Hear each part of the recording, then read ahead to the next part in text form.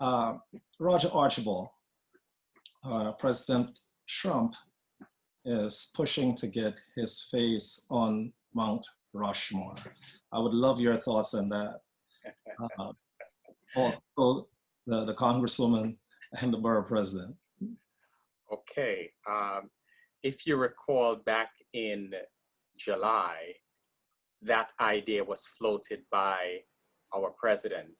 And at that time, my position was, well, no, he shouldn't be on Mount Rushmore because he is not deserving. And a month later, I am going to reverse course.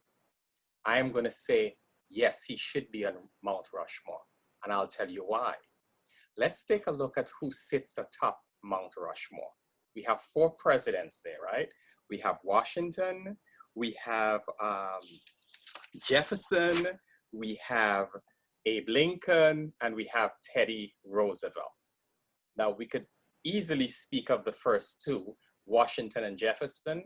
They were both slave owners, right? Washington owned over 300 slaves. Jefferson owned in excess of 600 slaves.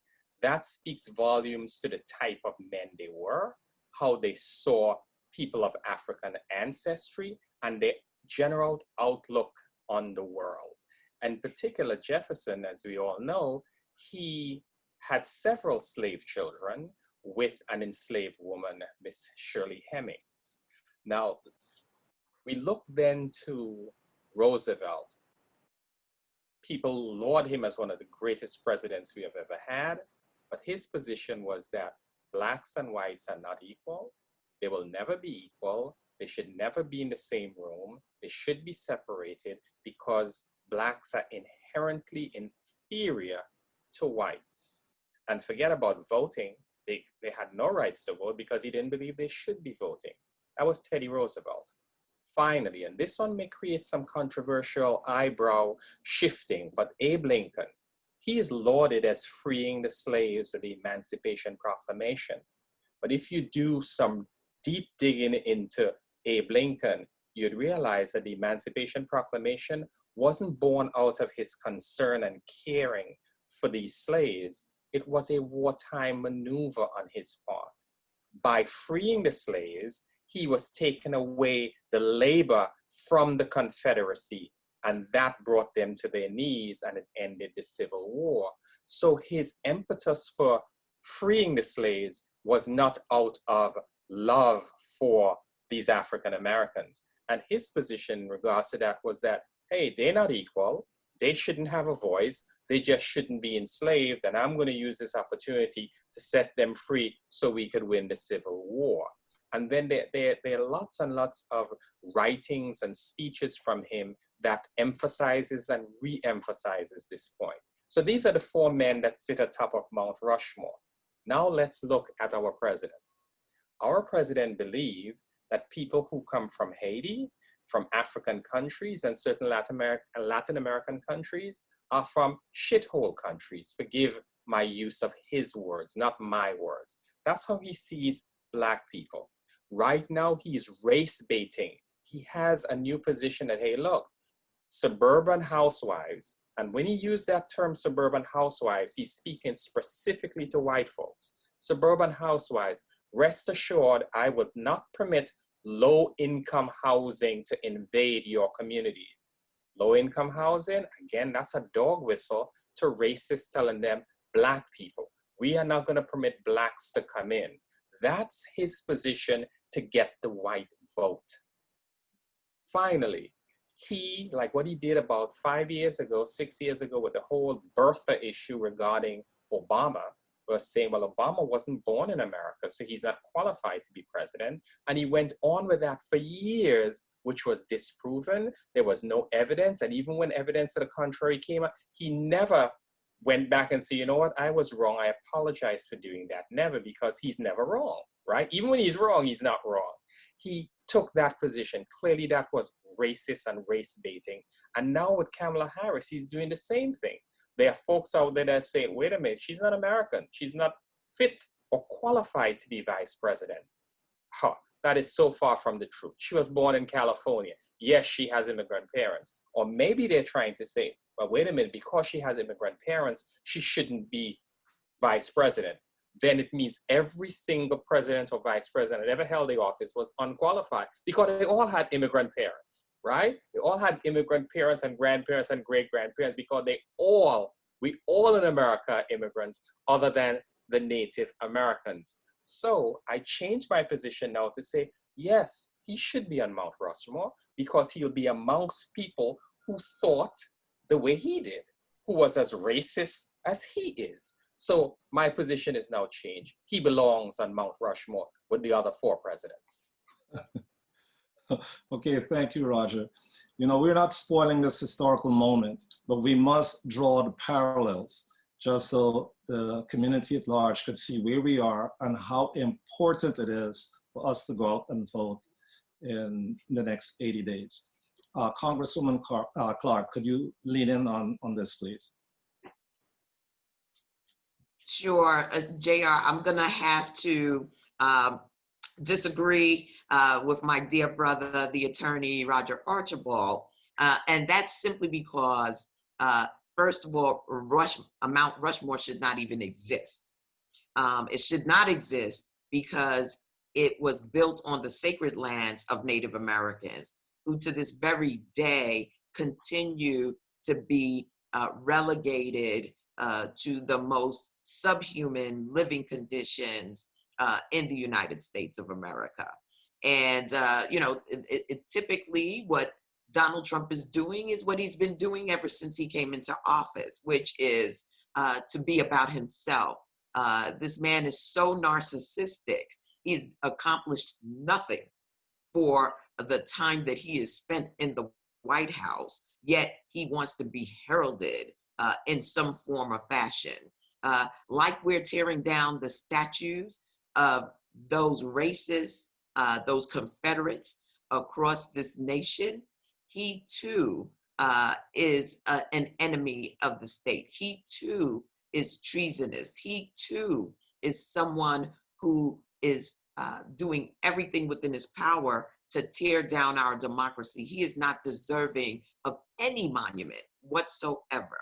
And like I said, if truth be told, none of those individuals should have been carved into the sacred space of Native Americans of South Dakota. So I have to depart because, again, you know, this nation has a way, particularly in its history of racism, of xenophobia, of dehumanizing anyone who is not of European descent, of imposing its imagery on this nation, which is extremely diverse. And Mount Rushmore should have never been established in that space to begin with.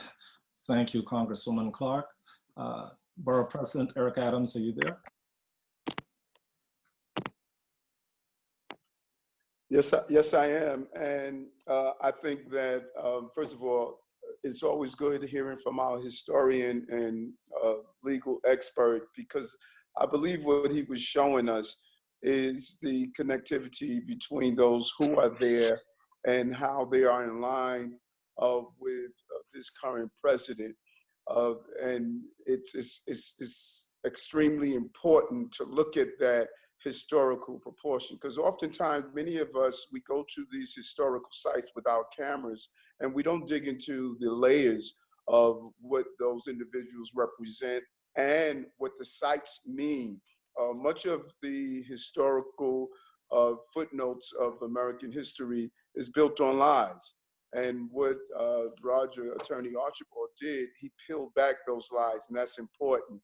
But I joined the Congresswoman because I know Americans only read the headlines. They don't read the subtext. And if we put Donald Trump's face on a mountain, and as history moves on, people would just go there and believe the symbol of this was some historical great leader in America, because, you know, let's be honest with ourselves, many of us don't read the real versions of history the way they actually are. But I want to go one step further. I don't want to even waste our time even entertaining the buffoonery of what he has to state and offer. He's a master of distraction. You know, back in my childhood days, there used to be this game called three-card Monte, when you used to put all your money down betting on that you could keep an eye on the red card. And when in fact, the goal was to distract you and you'll lose your money each time. Donald Trump is distracting us.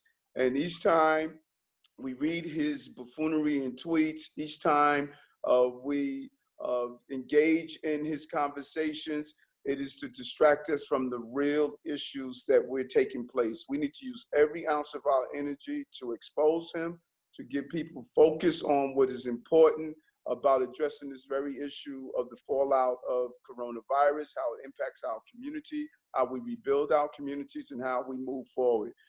He is just not really a person that I want to spend my time trying to analyze why he's doing the things that he's doing. I'll leave that up to the other individuals who analyze the behavior patterns of both those who are narcissistic in nature and destructive in nature. We have some real things that we need to do in this country in general, but specifically in the city of New York, on how we're going to have a real recovery of our city. Thank you, Mr. Borough President. I agree with you, but we're only shining a light because our audience and people need to know the issues, how important it is for us to discuss these issues. Last but not least, Pastor Straker, your thoughts on the president. Thank you so much, JR. I agree with all of the previous speakers. Attorney Archibald really pointed out that Mount Rushmore is nothing more than a mount of hypocrisy. And because it is a mount of hypocrisy based upon the former leaders or those that have been positioned there, Donald Trump's face actually does belong there. Now, structurally, that is impossible, because if you have been hearing some of the those that study the geography of the makeup of the land, it's impossible to get someone else on there. But when you understand the history, I also have to agree with Congresswoman Clark. This is sacred land. It was the sacred land of the Lakota Sioux. And the Native Americans that were there, they had actually signed a treaty. I believe the treaty was called the Fort Laramie Treaty in 1868. And they were given undistributed use and occupation of that area in the Black Hills until gold was found. And when they found the gold, then they decided they needed to relinquish the claims of the Sioux and in the Black Hills and push them out. And so the argument, yes, can be made that nobody should be there. And so, yes, Donald Trump, as our borough president stated, he is a master of distraction. But I do believe that we need to really pay attention to what he is doing. This guy has an agenda that is even bigger than him individually. There's a whole system behind him. And one of the things when you're in war, and this is a battle that we're in, a battle for human decency, a battle for America, a battle for our lives, you need to understand the plot of the enemy. You need to understand his tactics in order to win the battle. And so we need to pay attention. I mean, we just talked about the USPS and some of the things that are happening there. When you look at how he's trying to manipulate the DOJ, when you're looking at the test trials of martial law, when you're looking at all of these things, this guy's really trying to push this election off. He's really trying to do things and put things in place where he can totally destroy the democratic process through our electoral system. And so we do need to pay attention to him, but we also need to focus on what we're going to do.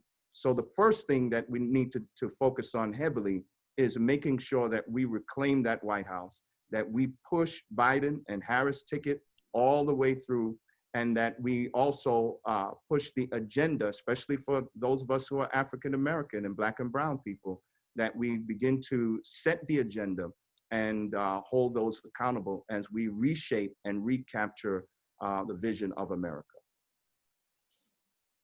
Thank you, Pastor Straker.